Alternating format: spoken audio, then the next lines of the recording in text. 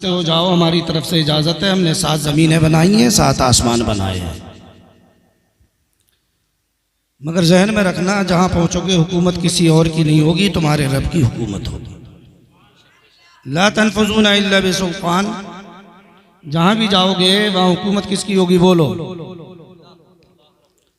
ये मिजाज दे दिया रब्बे कदीर ने। अब दुनिया का निज़ाम अपने सामने रखो, जो जिसकी हुकूमत में रहता है,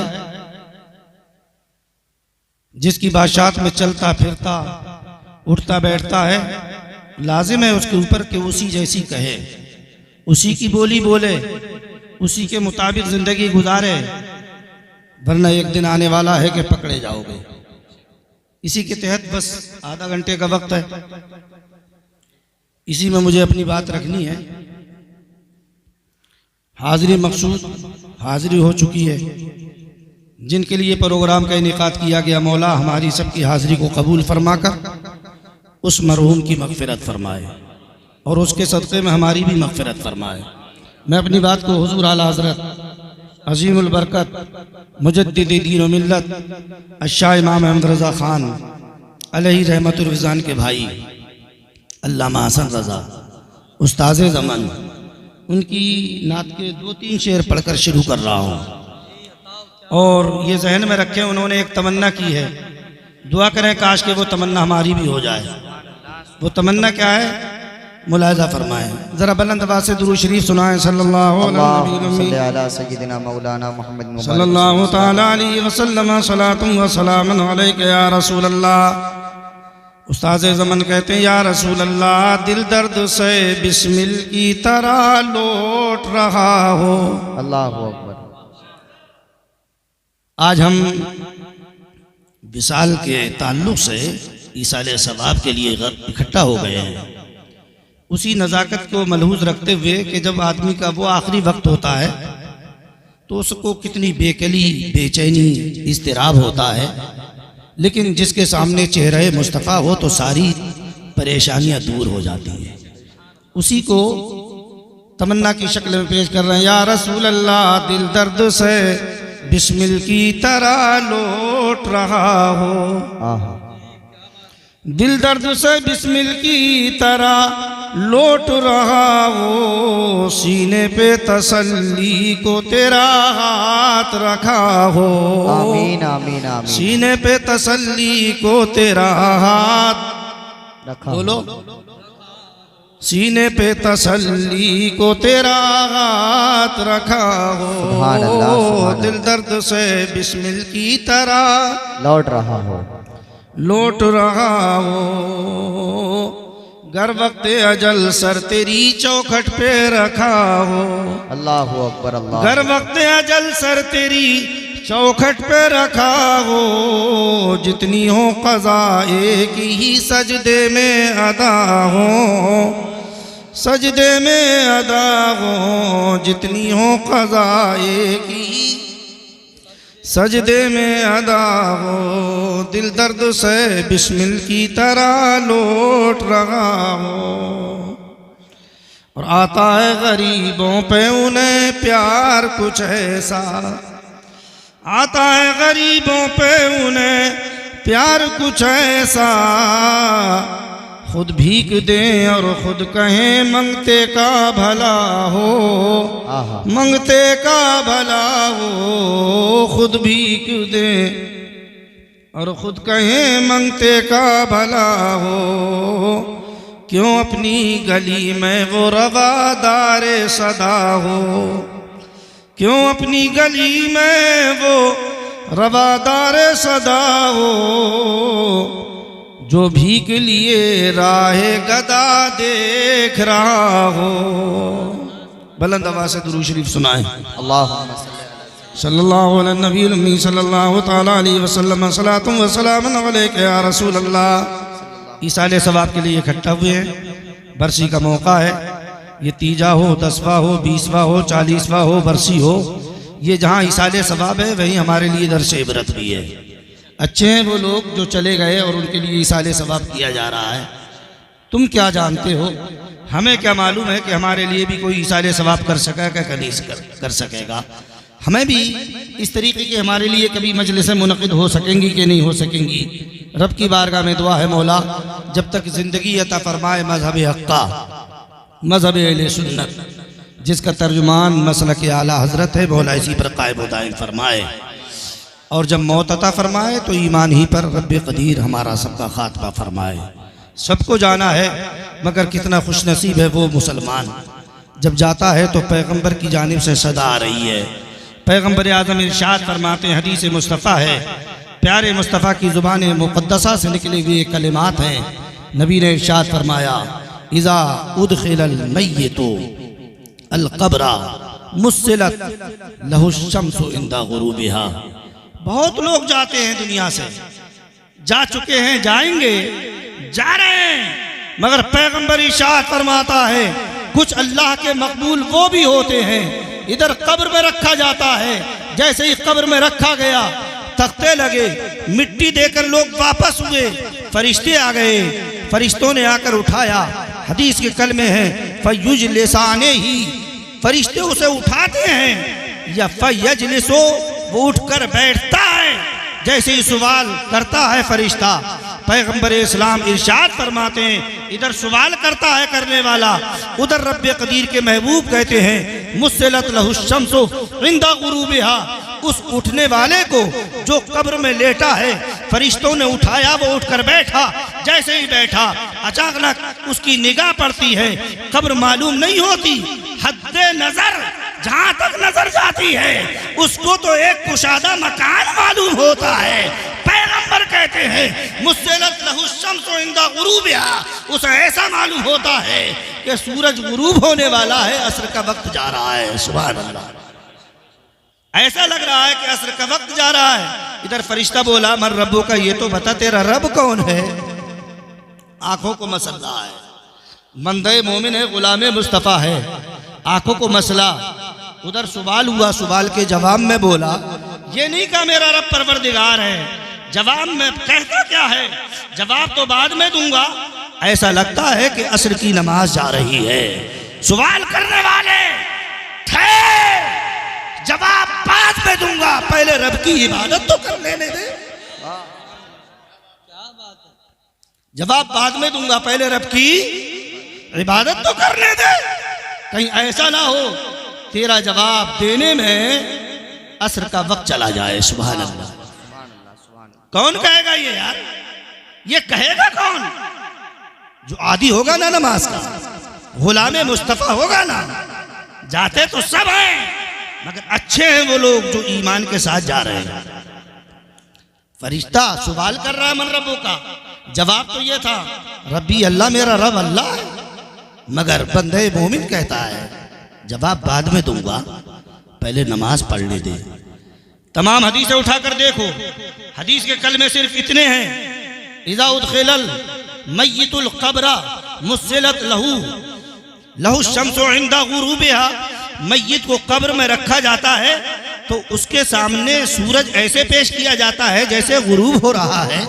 अब सवाल किया तो सवाल का जवाब बाद में, पहले कह रहा है मुझे असर की नमाज पढ़ने दो। अब हदीस इसके आगे बंद, हदीस का कोई कलमा इसके आगे नहीं है, यहीं पर हदीस खत्म हो जाती है। या रसूल अल्लाह, इतना तो मालूम हो जाना चाहिए था, आपके गुलाम ने ये कहा है मुझे नमाज पढ़ने दो, जवाब बाद में दूंगा। इतना तो समझ में आ गया कि वो नमाज पढ़ने लगा है। अब ये पता नहीं चला नमाज पढ़ने के बाद सवाल हुआ कि नहीं हुआ। तो तमाम मुहद्दिसीन की शरह उठाकर देखो, सब कहते हैं रसूल ने हदीस को खत्म कर दिया है।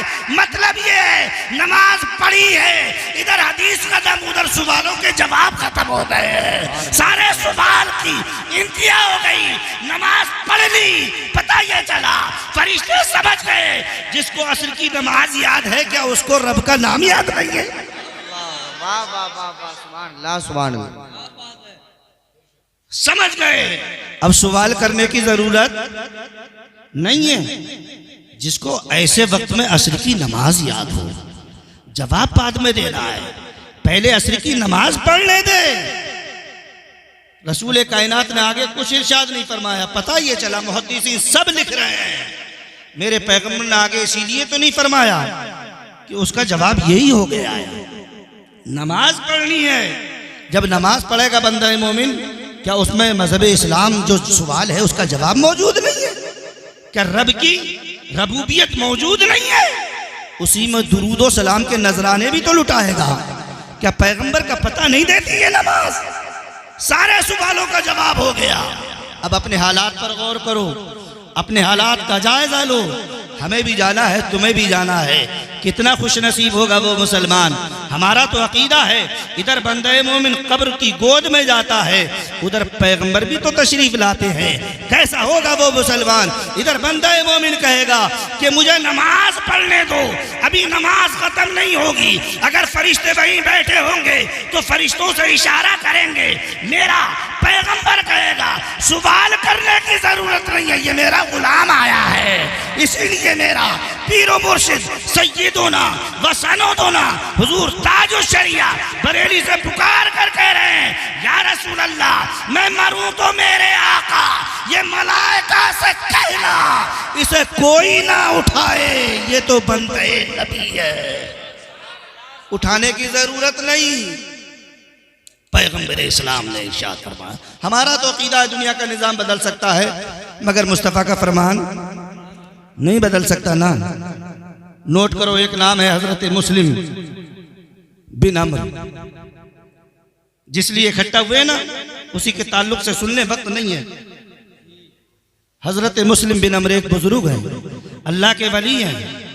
जिस शहर में रहते थे उनका पड़ोसी एक गोरकन है, कब्र खोदने का काम करता है। मुस्लिम बिन अम्र फरमाते हैं कि मैंने एक रोज ईशा की नमाज पढ़ के बैठा था, या इससे पहले बैठे बैठे मेरे जहन में एक सवाल आया, अरे मुस्लिम, तेरे पड़ोस में एक गोरकन है, एक मुद्दत से कब्रों के खोदने का काम करता है, क्यों ना हो कि आज भी उससे चलकर कोई सवाल कर ले। हो सकता है तेरी नजात का कोई जरिया बन जाए, हो सकता है तेरी नजात का सरमाया हो जाए, हो सकता है कोई नसीहत आमूज सबक मिल जाए। फरमाते मैं चला गया, इत्तेफाक से मुलाकात भी हो गई। मैंने पूछा, भाई पड़ोसी मेरे, ये बताओ, पूरी जिंदगी हो गई कब्रें खोदते खोदते, इतनी मुद्दत में, मुद्दत दराज में, तवील मुद्दत के अंदर कोई ऐसी बात भी देखी, कोई ऐसा मंजर भी देखा जो हमारे लिए और आने वाली नस्लों के लिए अगर उस पर अमल कर ले, अगर खौफे खुदा तारी हो जाए वो सुनकर, तो उसके लिए नजात का जरिया बन जाए। हजरत मुस्लिम बिन अम्र कहते हैं, मैंने इतना कहा उसका सर झुक गया। अरे भाई, आपने सवाल किया है तो सुनो। पूरी जिंदगी में मैंने एक मंजर देखा है, एक अनोखा वाकया देखा है। मुस्लिम बिन अम्र कहते हैं, वो मुझसे सुनाने लगा। भाई बैठिए जरा, मैं सुनाता हूँ। मेरा काम था रोजाना कब्रें खोदने का। मेरा मामूल था कि 2-4 कब्रें में रोजाना तैयार करके रखा करता था, इसलिए पता नहीं कब जरूरत पड़ जाए। कहते हैं कि मैं एक दिन कब्रिस्तान गया, एक कब्र खोदी, तैयार हो गई। फिर मैंने दूसरी कब्र खोदी। इरादा यह था कि आज 3 कब्रें खोदना है, 3 कब्रों को तैयार करना है। एक तैयार की, दूसरी तैयार की, तीसरी कब्र खोदने का जैसे ही मैंने नंबर लगाया, इब्तिदा की, कब्र खोदता जाता था। थोड़ी सी मिट्टी खुदी, बड़ी सख्त खुद रही थी। थोड़ी सी खुदी, उसके नीचे से तपिश आने लगी, गरम गरम आग की लपटें की निकलने लगी। परेशान हो गया, 2 कब्रें खोदी हैं मगर कोई बात नहीं, तीसरी कब्र खोदी है तो नीचे से आग की लपटें निकल रही हैं।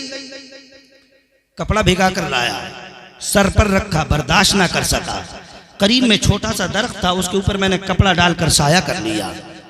कई मर्तबा सस्ता सस्ता कर आराम लेकर मैंने उस कब्र को तैयार किया। जैसे ही मैंने कब्र को तैयार किया, 3 कब्रें तैयार हो गई। मैं एक दरख्त के साए में, करीब में दरख्त था, बैठ गया। जैसे ही बैठा, मैंने आसमान से अचानक 2 आदमियों को उतरते हुए देखा। आसमान से 2 शख्स उतरे हैं। पहली कब्र जो पहले नंबर पर खुदी थी, उसके एक सराहने खड़ा है, एक पायती की तरफ खड़ा है। सराहने वाला पायती की तरफ खड़े होने वाले से कहता है, लिखो। पायती वाले ने कहा, बताओ क्या लिखूं? सराहने खड़े होने वाले शख्स ने कहा था, लिखो इस कब्र को चारों तरफ से 12-12 मील अल्लाह ने कुशादा कर दिया है। सुभान अल्लाह। कितनी? 12-12 मील। जोर से बोलो। 12-12 मील चारों तरफ से कुशादा किया गया। इस कब्र को लिखो। लिख दिया लिखने वाले ने। हटे दूसरी कब्र पर आ गए। दूसरी कब्र। सिरहाने वाला कहता है, सिरहाने खड़ा है, खड़ा होने वाला बोला लिखो। पायती की तरफ जो खड़ा है वो बोला, क्या लिखूं इसके बारे में? कहा इसको लिखो, इस कब्र को ता हद्दे नजर कुशादा किया जा रहा है। सुभान अल्लाह। सुभान अल्लाह। सुभान ता हद्दे नजर। इसका मकीन होगा जो इसमें दफन होगा, उसका हाल ये होगा जहां तक उसकी नजर जाएगी उसको अपनी कब्र, अपना मकान दिखाई देगा। लिख दिया गया। वहां से उठे तीसरी कब्र पर जिस पर आंच आ रही थी। कहा लिखो। पूछने वाले ने पूछा क्या लिखूं? शहादत की उंगली अंगूठे को ऐसे किया, लिखो। अगर चाहिए 2 गज, 2.5 गज, 4 गज चौड़ी है, 6-7 गज लंबी है, मगर लिखो। इस कब्र को जितनी 2 उंगलियों के दरमियान का फासला इतना तंग किया जा रहा है, इतना तंग। गोरकन जो बैठा हुआ था खोदने वाला, वो कानों से सुन रहा था। अजीब मंजर देखा, फिर सोचने लगा ये तो मैंने देख लिया, मगर अब ये भी देखना है कि इन कब्रों में दफन होने वाले कौन कौन आते। कहता है वो हजरत मुस्लिम बिन अमर से कि अल्लाह के वली, अल्लाह के मकबूल, सुनो, मैं तो इसी इंतजार में था। अचानक एक जनाजा आता हुआ दिखाई दिया, मगर उस जनाजे के साथ मालूम है कितने आदमी थे?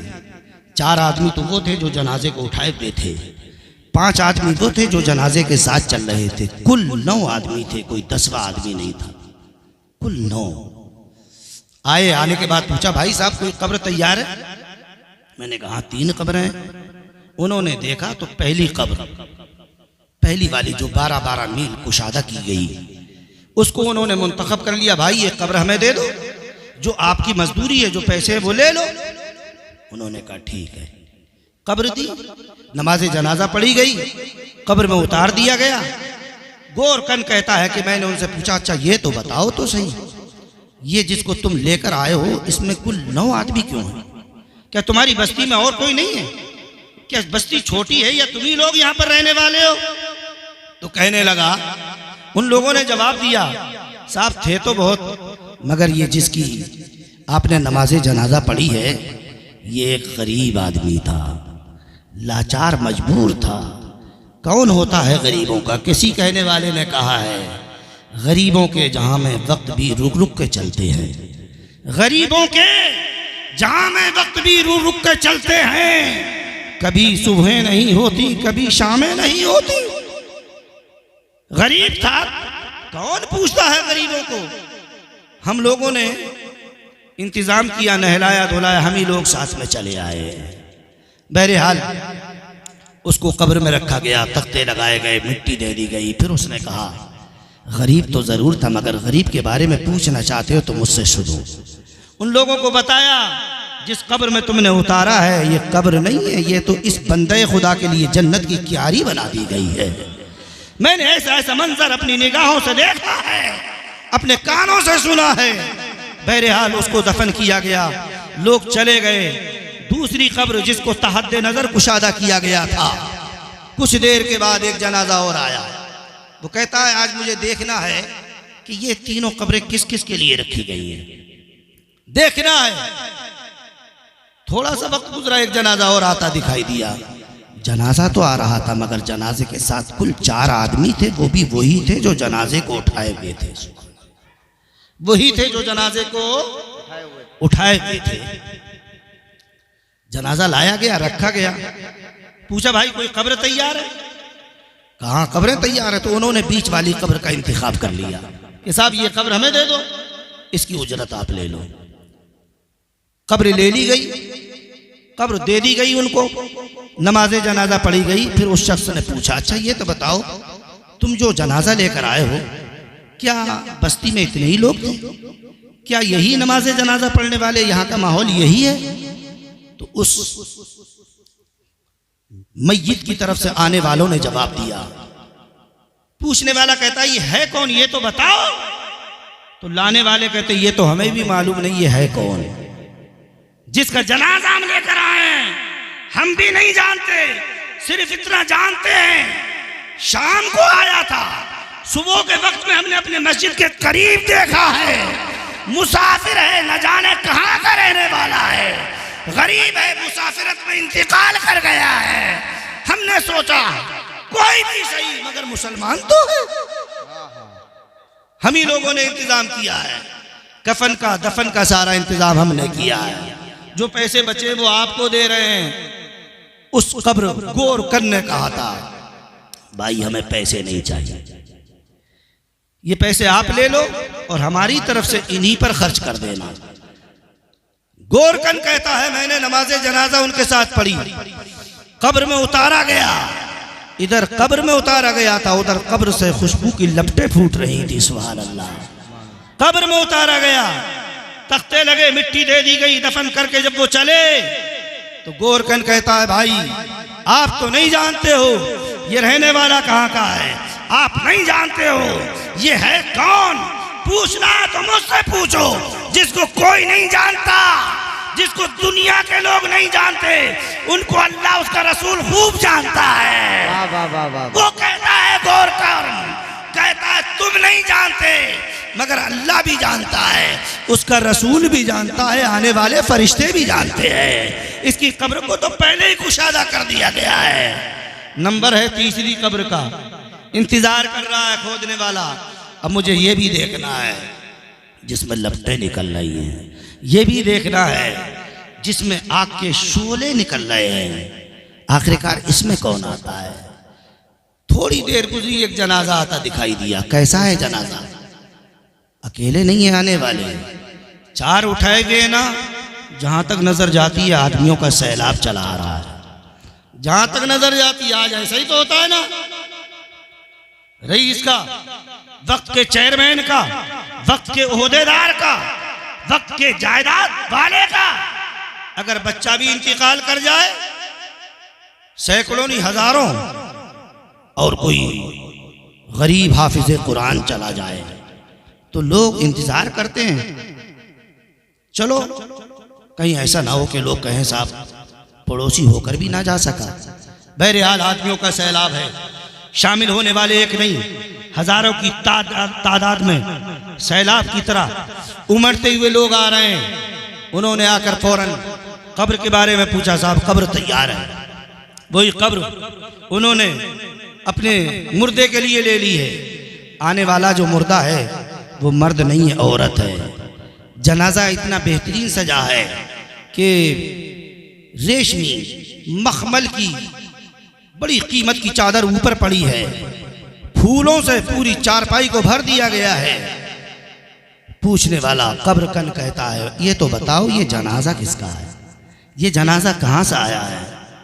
बताने वालों ने बताया साहब बड़े वक्त के रईस की बीवी का जनाजा है, वक्त के बड़े जमींदार के बीवी का जनाजा है, वक्त के रईस आजम की बीवी का जनाजा है। उसमें बड़े बड़े ओहदेदार भी हैं, बड़े बड़े नौकर पेशा भी हैं, बड़े बड़े पैसे वाले भी हैं। गरीब तो बेचारे उनके साथ चले आए हैं। हर तरीके का आदमी है, इंजीनियर है, मास्टर है, डॉक्टर है, ये सब आ रहे हैं। पूछने वाला कहता अच्छा इतना और बताओ जिसका जनाजा आया इन लोगों के घर के हालात कैसे हैं, कैसे जिंदगी गुजरती थी। तो आने वाले कहते हैं मालदार तो थे, दुनियादारी तो थी, मगर घर दीनदारी से बिल्कुल खाली था। इधर मस्जिद के मीनार से नमाज का बुलावा आता था, उधर इनके घर के दरवाजे बंद हुआ करते थे। घरों से गाने बजाने की आवाजें आती थी। गोरकन कहता है मैं समझ गया, दुनियादारी तो है मगर दीनदारी नहीं है, दुनियादारी तो है मगर अल्लाह और रसूल का पैगाम नहीं है। प्यारे जरूरत है इस बात की, जहाँ ये तीजे 10वें 20वें बरसी ईसाले सबाब का जरिया है, वहीं तुम्हारे लिए दर्श इबरत भी है, हमारे लिए सोचने समझने का मौका भी है। याद करो प्यारे, ये मौत का नाम गाली नहीं है, पता नहीं आंखें कब बंद हो जाएं। 11:15 पर तुम्हारा वक्त है, 10 मिनट हो गए, बस 5 मिनट मेरे लिए और हैं। बुलंद आवाज से जरा दुरूद शरीफ सुनाए। अल्लाहुम्मा सल्ली अला सय्यिदिना शफीना व मौलाना मुहम्मद बारिक वसल्लम सलातु व सलाम। आखिरी बात, दुनिया से सबको जाना है, दुआ ये करो रब्बे कदीर जब तक जिंदगी दे ईमान की, जिंदगी अता फरमाए, मौत अता फरमाए तो ईमान पर। हमारा पैगंबर आजम जब दुनिया से जाने वाला था, पैगंबर आजम जाना तो सबको है ना, वादे इलाही के लिए मौत तो उन्हें भी आनी है, मगर इमाम अहमद रजा कहकर चले गए अंबिया को भी अजल आनी है, मगर ऐसी के फकत आनी है। बस उसी आन के बाद, बस उसी आन के बाद मिसले साबिक वही जिस्मानी है। आनी तो है, पैगंबर आजम दुनिया से जाने वाले। हजरत बिलाल को बुलाकर इरशाद फरमाते, बिलाल मदीने की गलियों में ऐलान करो। गुलाम कहता है या रसूल अल्लाह क्या ऐलान करूं? पैगंबर ने इरशाद फरमाया, कहो मदीने में ऐलान कर दो, चलो सब के सब मस्जिद नबवी में अल्लाह के पैगंबर की आखिरी तकरीर होगी। आखिरी जैसे ही ये कहा ना, सुना लोगों ने, दुकान मकान कारोबार जैसे थे वहीं ठप हो गए। थोड़ी देर लगी, मस्जिद नबवी खचाखच भर गई। पैगंबर आजम तशरीफ लाए, मिंबर पर खड़े होकर अल्लाह की हम्दो सना बयान फरमाई। उसके बाद पैगंबर आजम ने कहा था, ऐ लोगो अतदरून अमल मुफलिस यौमल क़ियामा, जानते हो क़ियामत के दिन सबसे बड़ा नादार मुफलिस गरीब कौन होगा? पैगंबर आजम के साहबा ने कहा, हुजूर जिसके पास मकान दुकान रहने सहने का इंतज़ाम, पहनने के कपड़े, खाने पीने का साजो सामान ना हो, वो गरीब होता है। पैगंबर ने इरशाद, नहीं, सबसे बड़ा गरीब वो होगा, दुनिया में मालदार था, वोदेदार था, जमींदार था, मगर जब दुनिया से गया तो हुकूकुल इबाद में गिरफ्तार होकर चला गया। सबसे बड़ा गरीब वो होगा। अपने सीनों पर हाथ रखो। फिर पैगंबर आजम ने खड़े होकर कहा था, ऐ मेरे गुलामों, तुम्हें इसलिए बुलाया है, अगर मेरे ऊपर तुम में से किसी का कोई हक हो तो वो खड़ा हो जाए, अपना हक मांग ले, मैं उसका हक दे दूं। मैं ये चाहता हूं अपने रब से मुलाकात करूं, तो इस हाल में मुलाकात करूं मेरे ऊपर किसी बंदे का कोई हक ना हो। नबी पर किसी का कोई हक नहीं था, मगर मेरा पैगंबर ये बताना चाहता था, लोगों दुनिया से सबको जाना है, जब जाओ तो इस हाल में जाना कि तुम्हारे ऊपर किसी का कोई हक ना हो, वरना याद रखना जब दुनिया से जाओगे हुकूकुल इबाद में गिरफ्तार होकर, तो वहाँ ये ज़मीन है, ये जायदाद है, ये पैसे, ये सोना, ये चांदी कुछ नहीं। अल्लाह के पैगंबर कहते हैं, हुकूकुल इबाद में गिरफ्तार होकर गए होगे, अहले हुकूक आ जाएंगे, वो रब की बारगाह में कहेंगे, मौला, कोई कहेगा किसी ने चांटा मारा, कोई कहेगा मुझे गालियाँ दी, कोई कहेगा मेरी ज़मीन बालिश पर ज़मीन पर कब्जा किया। आखिरकार फैसला ये होगा, रब कहेगा, फरिश्तों इस मालदार की नेकियां शुमार करो, नेकियां मेरे गरीब बंदों को दे दो, उनके गुनाह उठाओ, इसके ऊपर लाद दो, फैसला होगा। परवरदिगार इरशाद फरमाएगा,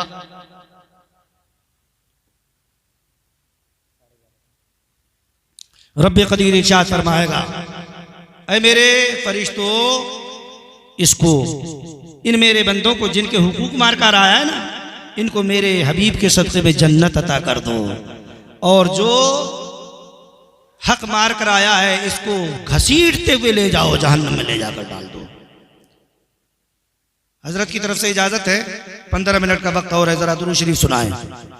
एक नसीहत आमूज में सिर्फ एक वाकया नसीहत आमूज, ज्यादा तफसीली वक्त नहीं है।